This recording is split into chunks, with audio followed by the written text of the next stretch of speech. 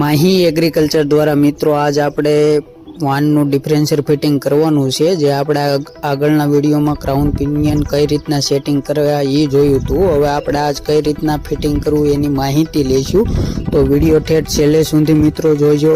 તો મિત્રો હવે આપણે એને ટ્યુબને કમ્પ્લીટ સાફ કરી અને ઉપર એના બોન ટ્યુબ લગાડવાની છે। તો મિત્રો તમે જોઈ શકો છો કે આ રીતના એના બોન ટ્યુબ લગાડવાથી ઓઇલ લીકેજનો પ્રશ્ન બંધ થઈ જાય છે।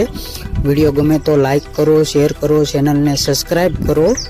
અને મિત્રો જો તમારે કોઈ પણ જાતનું સનેડાનું કામકાજ કરવું હોય તો અમારો કોન્ટેક્ટ કરી શકો છો, અને નવા સનેડા લેવા માટે પણ અમારો કોન્ટેક્ટ કરી શકો છો।